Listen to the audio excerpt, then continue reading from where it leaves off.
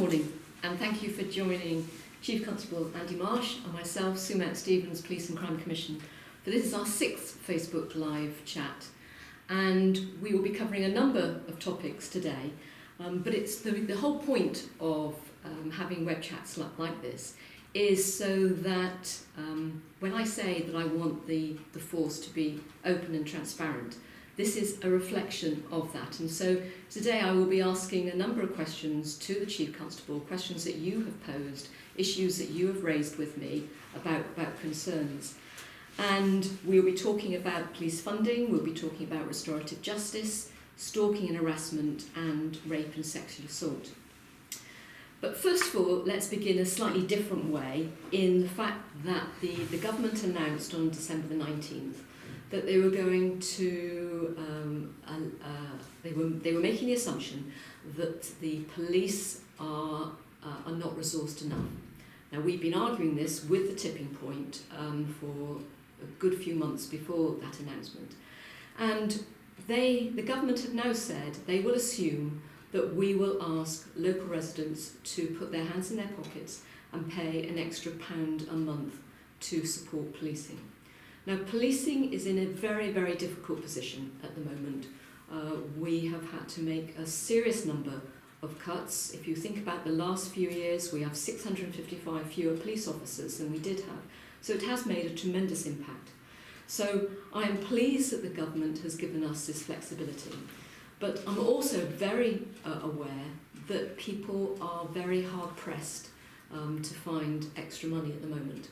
So I have been out across our patch, across Avon and Somerset, talking to people. So I've been to Bristol, Chard, Weston-super-Mare and Bridgewater.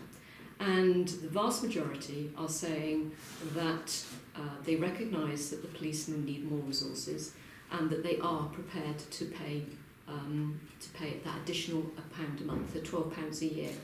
So what I want to talk about today is what does this mean for policing. So if you've got any views, please email me, phone me, whichever way.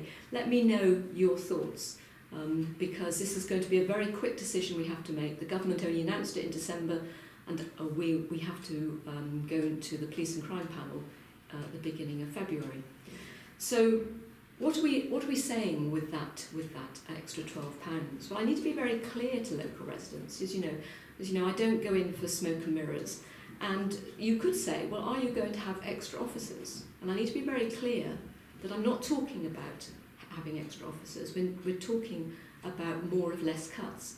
So let's think about that. Next year we have a hole in the police budget of £11 million. And if we were to raise the council tax precept, the police part of the precept, this would bring an additional £7 million. So you can see that there is still a gap.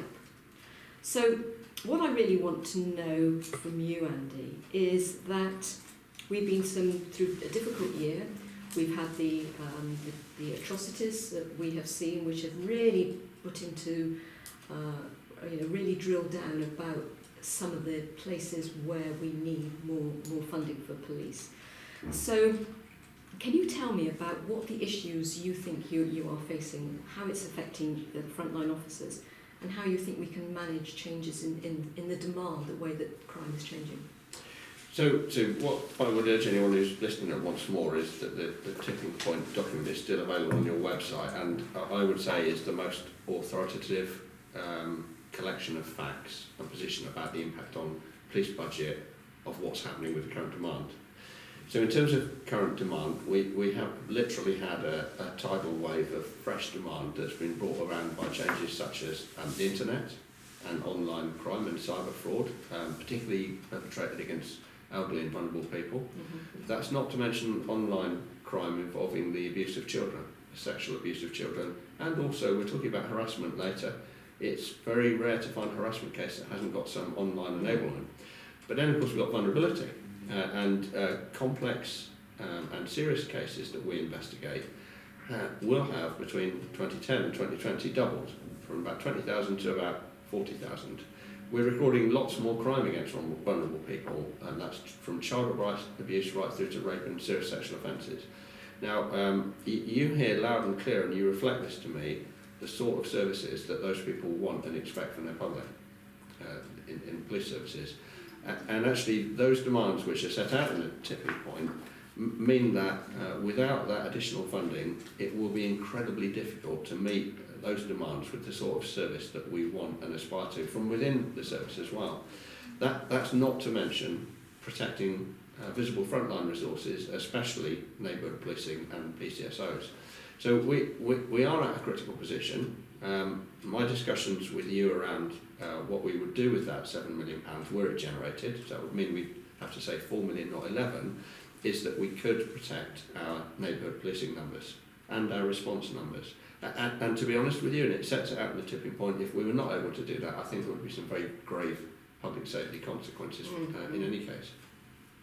So what would protecting neighbourhood and response look like? What would local people see? So what we have been able to do over the last few years is protect the numbers of beat managers and police community support officers. Actually, those officers and staff, and we know this from the technology we have, where we can track what they're doing, where they are in the community, whether they're in the station, out of it. Those officers and PCSOs are visible between 70 and 80% of the time. They are the most visible people, protecting vulnerable people, building that critical trust and confidence in the public and problem solving. So we are in the process this year of relaunching our neighbourhood policing and cementing those links and making sure that their efforts are focused on what the most important issues on their beats are, and that is managing offenders, protecting the most vulnerable, solving the problems which are of most concern to the public, the people that bend your ear if something's not right. Now, just looking at response, every day we get about 4,000 calls. Many of them require a response. About 700 of them require an immediate response. If something really urgent, possibly life-threatening is happening, I honestly don't believe that we could reduce those response officer numbers without putting that response capability in jeopardy. So that's what people will be paying for? Yeah. And sometimes life-saving and life-changing services. And that's what I get from many groups of people that I speak to, is that that trust and consent comes from their relationship building with their local beat officers, and particularly their PCSOs, which are so valuable in so many of our areas. Yeah, we've had a busy few weeks, and I want people watching this to feel safe. I hesitate to talk about serious crimes, but we've had 7 murders to investigate in the last couple of months. In most, if not all of those cases, the neighbourhood teams and the police community support officers are those with the most knowledge about what's happening. Those are the people who need reassurance, so people can go about their daily lives free from the fear of crime in communities that are affected by these awful crimes. So these are not nice to have resources, these are, in my opinion, essential resources. And I would absolutely agree with you. Okay, so let's move on to restorative justice. We have a new service called Restorative Approaches over in Somerset, which covers the whole of the force area. And restorative justice is where the victim and the offender are brought together in a very supported environment, so that the victim can understand and can pose questions to the perpetrator, and to discuss the harm and the impact it's had on the victim. And I've spoken to many victims who've gone through this process, and they find real value to be able to bring some sort of closure and to answer some of the questions that they often find that they keep asking themselves. Why was I picked on? Why was my house picked on? So, can you explain how you can see the benefits for the police to be able to keep on trying to increase the number of people who use restorative justice? So you've articulated some of the reasons why this is so important to victims. They want it to stop, they want to understand more, and they want to feel a sense of closure so they can get on with their lives. That is the most important thing. I know from over 30 years in policing that actually the criminal justice system, despite its many strengths, and despite the fact that it is the perfect process for many crimes and victims, doesn't always provide that closure and that sense of justice. So what we need is a means of dealing with crimes sometimes outside of the criminal justice system that does do that more quickly, with less waste, hence at lower cost, in a way that delivers greater victim satisfaction. Now, we know that out-of-court disposals, restorative justice, conditional cautions can do that if we do it right, and the force is currently doing a very significant relaunch to make sure that we use more of these approaches and solutions for the right cases. And this is going to be a very, very, very victim-led approach. I think that you've only got to talk to victims, and the satisfaction rate from victims who've undergone restorative justice is actually higher than if they've gone to court. So for some victims, and you're right, it's got to be absolutely the right case, hasn't it? And always victim-led, but for some it can bring better closure than it can for court cases. Yeah, it does. We also have done and will continue to do some restorative justice approaches in tandem with the criminal justice system. Mm-hmm. So where individuals have suffered a really horrible crime, and let's say somebody's in prison, a burglary or a burglary where some force or violence was used, actually on reasonably rare occasions, 20 or 30 a year, the victim has explained to us that they would like to engage with this process, and they have almost always got huge benefit with a very careful process to it. So it's not always a replacement for traditional system. I talked to many victims, and it is still not enough people know about it. When you talk about it, they say, "Oh, you know, I wish I'd been offered it," or I wish I'd known about it at the time. This is going back historically. So how can we try to encourage more people to know about restorative justice, do you think? Well, there will be other aspects to restorative justice. So there will be something called a conditional caution, which is where a sword of Damocles hangs over the perpetrator, the offender, and unless they make good on the deal that they agree at point of that caution, they'll go to court. Right. So we are exploring what sort of offences we can use that with. In direct answer to your question, my police officers and my police staff need to understand how to get the best out of conditional cautions, out of court disposal, restorative justice, and they need to advocate it and offer it. Now, through the money that you've invested in victim care, in our lighthouse teams do have restorative justice experts in them. So there is a whole army of people within those victim care teams that can talk about those approaches. So anyone listening who is experiencing a crime and thinks, actually, I think that might be for me, that might help me deal with this and it might help it stopping again. There are lots of people who can talk to them, from Lighthouse through to PCSOs and beat managers, and we'll be doing lots more training and support for our team to make sure they get them the right message across. Excellent, thank you. So moving on to a different subject now, stalking. So we know that there was a thematic inspection on stalking and harassment, which recognised that police up and down the country have got to find ways to improve. And what changes have Avon and Somerset made since that inspection? So we record a significant number of stalking harassment crimes. People listening, watching might be surprised to know about 12,000 a year. It's a lot. As many as that? Yeah, that many more harassment cases. The main criticism of the police nationally in that inspection was that the police sometimes didn't take a single incident to be part of a pattern of behaviour, yeah, which was really very frightening, very distressing and life restricting. So there's several things that we've done. There's a lot more we're going to do, but the things that I can point to that we've done is that we've given training on stalking harassment and the seriousness of it need to join up incidents to all of our frontline people. But the second thing we've done, which I think is probably much more impactful, is that we have a risk assessment model called a DASH risk assessment. We use it for domestic violence cases, all domestic violence cases we attend. We have extended that approach to all those victims of harassment. That's a lot of extra work, but that process not only drives out the risk so we can deal with it better, because sometimes these people are very dangerous, but it also does help the officer join up the antecedent and previous history, because there are questions about what's happened before. So those are two things we've done. I met someone who was being stalked last week actually, and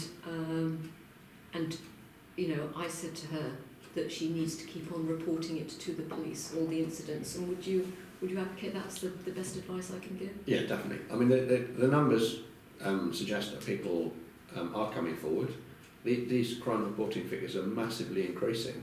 It's one of the reasons why we've recorded 130,000 crimes last year and 100,000 only 2 years ago. It isn't necessarily that crime is increasing, though some certainly are. It's actually people are becoming more willing.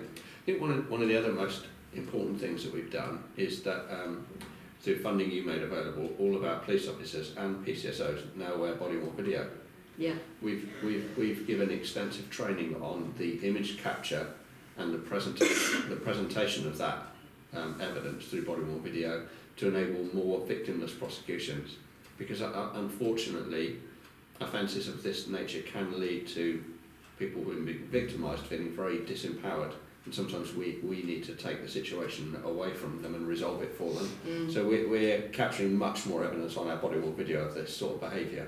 And what is the difference between stalking and harassment? You always put it together, but in fact there are differences, aren't there? Yeah, unfortunately and unhelpfully, it's not yet fully defined differently, Okay. Either by the College of Policing or the Home Office. But to somebody watching who just wants to, what could be the difference? Harassment is when someone's bothering you. It might be through text, email, it might be in person, it might be through an act. Stalking has it implies much more of a course of conduct, but it also implies an element of surreptitious or hidden behaviour, which might be watching or besetting, not knowing who it is who's doing the harassing things. That's the stalking element. Right, okay. So that clearer definition, I think, would be probably really helpful in going forward. It would be. And I think that, you know, that if there are people who are watching this who feel that they are being stalked or harassed, then they need to make sure that the police are aware of it, don't they? Yeah, and our deal is that we will listen and take people seriously and act on it. And linking this back to what you were saying about restorative justice, quite often success in dealing with harassment, not so much stalking is an incredibly serious offence, is actually that the people who are suffering, they just want it to stop. Yeah. They want their lives back. Yeah. So actually, you know, we do end up taking a proportion of those cases to court, but by and large, we will want to work with the people involved and other agencies, sometimes the voluntary sector, just to make this stop. Okay, so the final topic that I want to talk about is rape and serious sexual assault. And you know that I've received an email from a local resident sharing the concerns about how the force treats victims. So what would you like your officers to do to support victims when they come forward? Well, there's an incredible amount of effort gone into improving the way in which we record and investigate allegations of rape and serious sexual offences, and indeed a great deal of effort gone into supporting people who've suffered those dreadful offences. And actually success to them doesn't necessarily look like a prosecution. Sometimes we will want to take one anyway, and sometimes we'll try and persuade them, but we must be led by them. So we've got about 500 in the force first response officers who are specially trained in dealing with the first contact with the victims of rape and serious sexual offences. So if somebody does report such a crime, 101, 999 in person, actually we will work hard to get, we call them a FRO, first response officer, to them. Then there are a range of services that gather evidence and support the victim through the Sexual Offences Referral Centre, which is one of the best in the country around gathering the physical evidence, but also offering physical and psychological support. So there's lots of things we do and more, but I would expect, this is not some distant hope of expectation, I know that it's happening now in the vast majority of cases. I would expect my officers to deal with people reporting such crimes with care, with sensitivity, and take them seriously and respect them and be sensitive. All of those things and more. Because that's exactly what people want. They want to be taken seriously, don't they? Yeah. So, who are the offenders of these crimes, and how can we work with them to prevent future harm? Well, it can be anyone, to be honest with you. The idea of the rapist as the person that hides in the shadows and pounces on the stranger is a very unhelpful and old-fashioned caricature, because many sexual offences, most of them, occur between people who are acquainted in some way. It could be a date rape, it could be child abuse, it could be all sorts of things. So anyone, unfortunately, can be a victim of a sexual offence, and work that I know that you've done, polling and surveying young women in the nighttime economy, shows that they are assaulted and abused far too often. Almost on a regular basis when And, you've seen the work that the police have done on this. Yeah, and as the father of teenage girls, Sue, I'm horrified by that, and I would want to change that society as well. It sometimes, unfortunately, rape and sexual abuse is part of a coercive relationship. You know, it might be a form of the coercion. It comes in many different forms, and sometimes it's recent, sometimes it's historic, the reporting of it, and sometimes there are very, very good reasons why a victim has been felt unable to tell the police about it. Now we feel people trust us more now. We also feel that we've got more work to do on that. We know that so. But if you have been a victim of rape or sexual abuse, then we would want you to talk to the police about it, and we will treat you with sensitivity and care and confidentiality. Yes, and that's always very important, isn't it? Yeah. Okay, well that's run through some of the questions that I wanted to ask you, Andy. Is there anything else that you'd like to add before we finish? I think that just on the sexual offences, to help people understand some of the figures and the metrics involved, we have seen increases in reporting of these offences, doubled over a period of years. They are offences which are very complicated to investigate. They're offences which we need to gather a huge amount of information in respect of. So this is one of the reasons, taking back to the tipping point, these are offences that we weren't investigating in these numbers only 7-8 years ago. So it comes back to where we started, that if in your consultations the public do feel as though they would like to invest in ensuring that they've got a police service that's fit for purpose, I would encourage them to do so. Okay, thank you very much for that, Andy. And thank you for taking the time to watch this.